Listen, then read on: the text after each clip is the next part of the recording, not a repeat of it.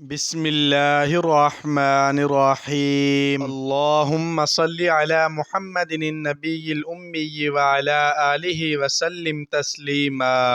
السلام علیکم ورحمۃ اللہ وبرکاتہ۔ ناظرین مکرم، اسلام سچا مذہب ہے اور اس کی سچائی اور حقانیت کو دیکھتے ہوئے نبی کریم صلی اللہ علیہ وسلم کے مبارک دور سے آج تک بہت سے غیر مسلم دائرہ اسلام میں داخل ہوئے ہیں۔ تو آج کی ویڈیو میں ہم ایک ایسی ہی عورت کا ذکر کر رہے ہیں جو فقط ایک حدیث اور ایک مخلص دوست کی وجہ سے اسلام میں داخل ہوئی۔ تو آئیے اس کی اسلام قبول کرنے کی کہانی اسی کی زبانی سنیے۔ میرا نام عائشہ ناز ہے۔ میرا تعلق رحیم یار خان پنجاب پاکستان کے ایک غیر مسلم یعنی عیسائی گھرانے سے ہے۔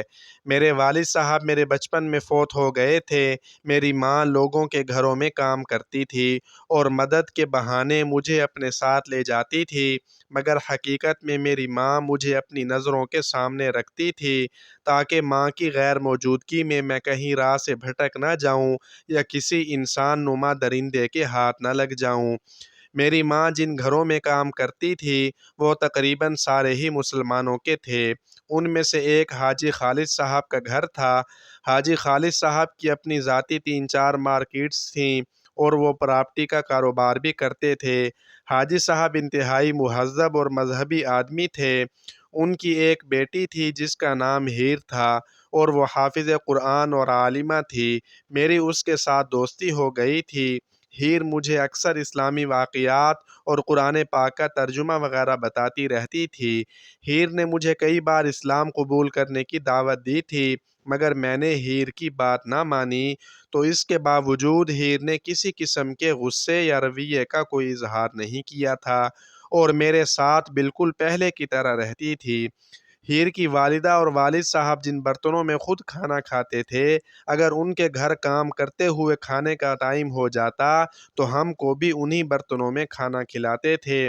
انہوں نے آج تک غیر مسلم ہونے کی وجہ سے ہم سے کبھی نفرت نہیں کی تھی۔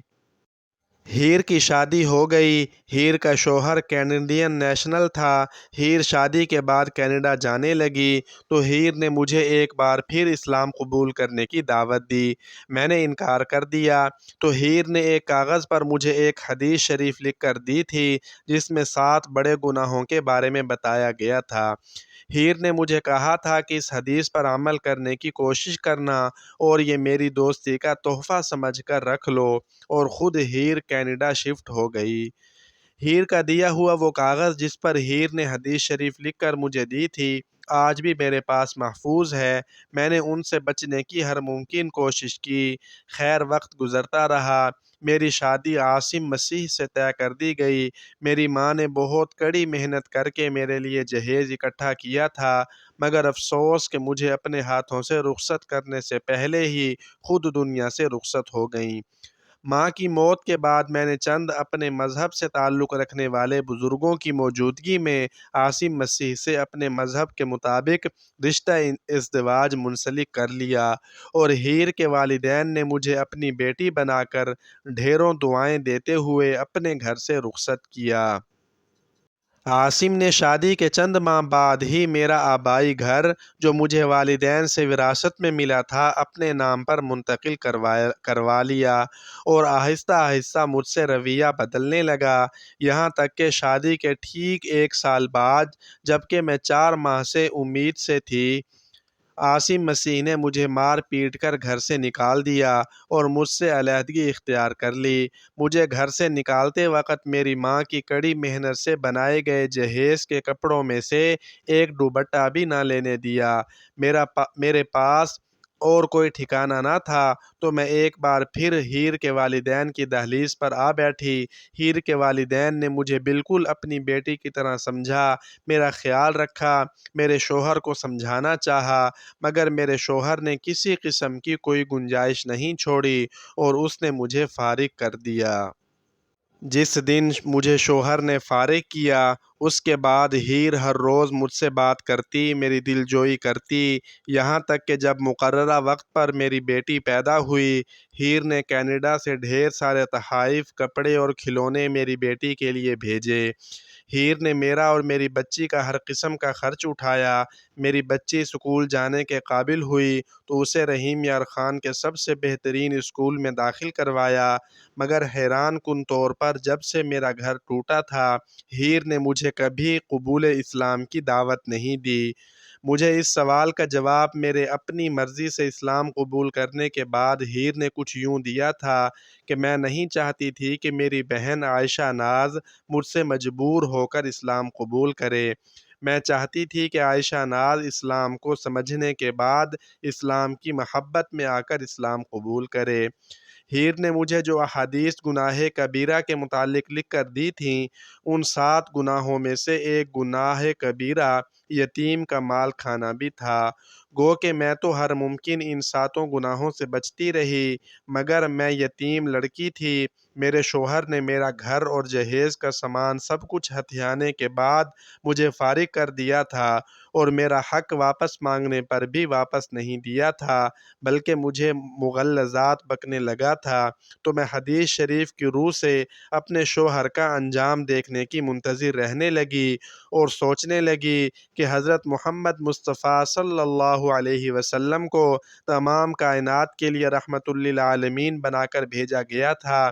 کائنات کی مخلوقات میں سے میں بھی ایک مخلوق تھی، پھر تو یہ حدیث میرا حق ہتھیانے والے پر لاگو ہونی چاہیے تھی، اور پھر واقعی حدیث شریف میں آئے اس گناہ کبیرہ کا مرتکب ہونے والے میرے شوہر کا انجام بہت برا ہوا۔ ایک دن میرا سابقہ شوہر میرے ہی دیے گئے جہیز کا سامان بیچ کر شراب خرید کر لایا تھا۔ ساری رات مجھ سے ہتھیائے گئے میرے گھر میں سگریٹ اور شراب پیتا رہا، نہ جانے کب نشے میں دھت ہو گیا اور اس کے ہاتھ سے جلتی سگریٹ گر گئی۔ پاس پڑے فرنیچر نے اسی وقت آگ پکڑ لی۔ آگ کی وجہ سے میرا شوہر کا جسم اور چہرہ تک جھلس گیا۔ چہرہ جھلسنے کی وجہ سے میرے شوہر کا چہرہ اس حد تک بھیانکر ہو گیا تھا کہ اسے دیکھ کر بھی خوف آتا تھا، یہاں تک کہ باقی لوگوں نے ایسی شکل لے کر اس کے گاؤں میں داخل ہونے پر پابندی لگا دی تھی، کیونکہ اس کے بگڑے جھلسے چہرے کو دیکھ کر عورتیں اور بچے تو کیا، بڑے بڑے مردوں کو بھی خوف آتا تھا۔ میرے سابقہ شوہر کو کوئی آدمی بھی اپنے یا قریبی کسی گاؤں سے بھیک تک نہیں مانگنے دیتا تھا۔ آج ہیر کے والدین گھر پر نہیں تھے تو میں کسی کام سے اپنے گاؤں کی طرف گئی تو میرا سابقہ شوہر ایک ایسے گندے تالاب سے پانی پی رہا تھا جس کے دوسرے کنارے پر کتا پانی پی رہا تھا۔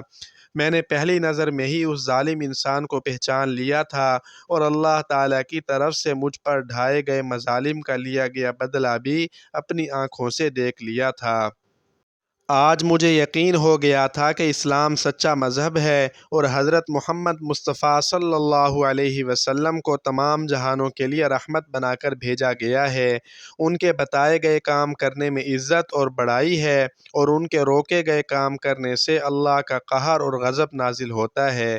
میں نے گھر واپس آتے ہی ہیر سے رابطہ کیا تھا اور روتے ہوئے ہیر کو کہا تھا کہ ہیر، مجھے اسلام قبول کرنا ہے۔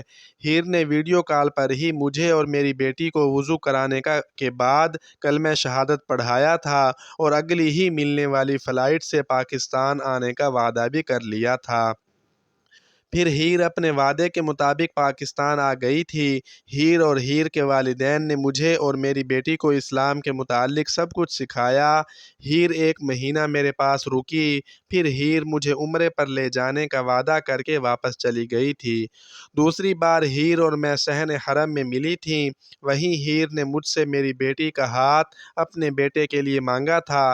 میں نے روتے ہوئے ہیر کو کہا تھا کہ میں اور میری بیٹی تمہاری کسی خواہش کو رد اور کسی بات کا انکار نہیں کر سکتیں۔ میری بیٹی نے MBBS کی ڈگری مکمل کی تو ساتھ ہی میں نے اس کا نکاح ہیر کے بیٹے کے ساتھ کر کے رخصت کر دیا۔